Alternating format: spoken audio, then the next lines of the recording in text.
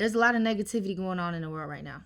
A lot of people dying, people starving, people going broke, people getting robbed, just abuse, war, fear mongering. It's a lot of that. And I think this song came through at a time where people needed a break. They just need a little relief. And I think they want to love again.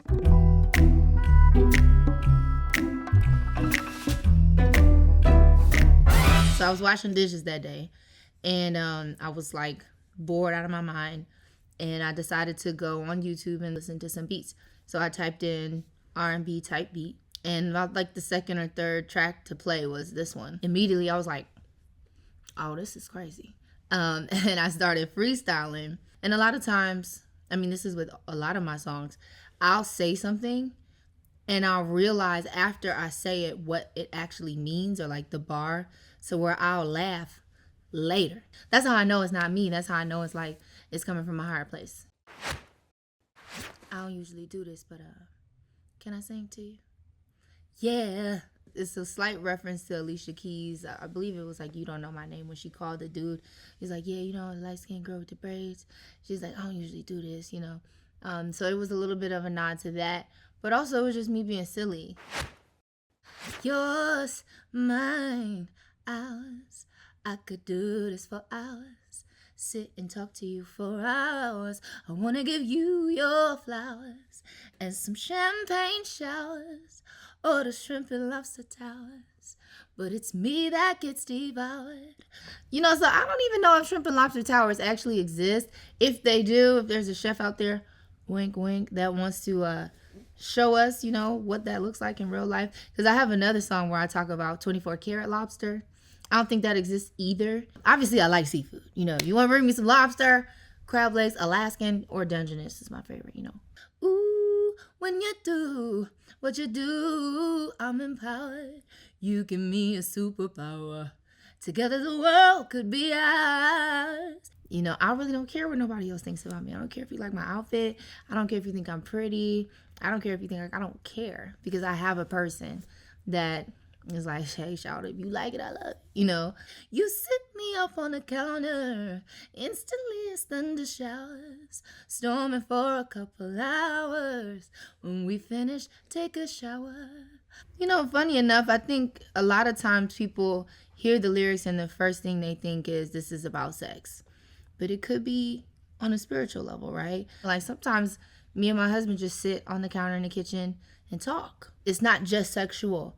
And I think that's maybe why I sold it so well. It's like a lot of times when you talk about records that are overtly sexual or that talk about sex, it's kind of uncomfortable, right? It's just like, oh, I don't want to listen to this around my mom and my dad, or my kids are in the car. It's like it is sexual, but it could be depending on who's listening.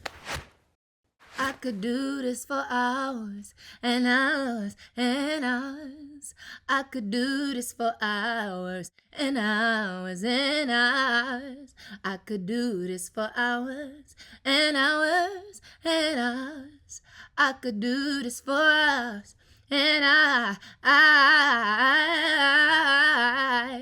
So obviously the hook is a pun in itself. With this one, it just seemed like the natural thing to do was just to keep saying it, maybe change the melodies a little bit. But I think everything with intention, it just ended up being the way that it's supposed to be. You don't like nobody. And when I say nobody, I mean nobody. All these niggas full of shit. You just a homie once they hit. Felt like giving up on love. These niggas almost made me quit. In my mind, I didn't have any relationships for real before my husband. None of y'all, you're dead to me. But honestly, it's like, I realized that I didn't have a real relationship before I was with my husband. It was wasting my time because I didn't get to my full potential with any of those people. Then I met you. When I met you, I knew this is it. I've never been in love like this. So when I met him, visually, he was not my normal aesthetic. Because before him, I wanted them chocolate. But then when I got with my husband, he's light-skinned, very tall, athletic, basketball player. And all the things that I was just like, stay far away from unless you want your heart broke.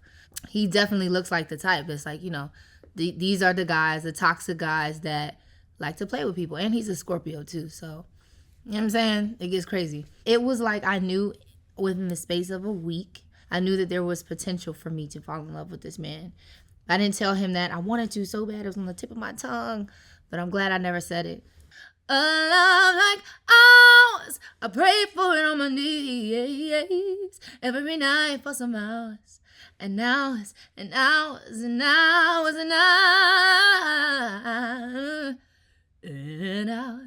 And, we talk about Sierra's prayer all the time and Lori Harvey's prayer. Money's prayer was a little bit different than what you might think. It was just like, thank you, God, for making me ready for when that guy finds me. Because a lot of us, as humans, we like to go chase, and all things will be added unto you. Like, it's like you have to get yourself to a place where you can attract the things, because it's called an attraction, right? So you have to magnetize yourself. I could do this for hours and hours and hours. I could do this for hours and hours and hours. What's yours is mine and ours, and yours mine and ours. Me and my husband have a joke all the time. Like, he always eat my food. He always drinking my stuff. He always touching my stuff. And that's another thing, if you're a Virgo, please don't touch my shit. Put it back where you got it from. If you are going to touch it, put it back. And make sure you turn the label back to the front so I can't tell that you've been messing with it. But he don't care. It's like, what's yours is mine. What's mine is yours is ours. And the only time where I don't really have a problem with that rule is when I can go in his closet and wear his clothes. I could sit and talk to you for hours. Sit and look at you for hours. Making love to you for hours. Laying on your chest for hours. Telling you jokes for hours. Holding you close for hours. And ooh. When you're talking about marriage, that is a lifetime commitment. That's a long time to be with somebody every day, having to think about that person at the same time as you think about you. So, like, if you're a person who will watch your shows and, like, you have a show that you like to watch with your significant other and you watch it without them, you're not ready to get married, because that is op behavior, okay? Oh, oh, whoa, hours and hours, hours and hours, and hours, yeah.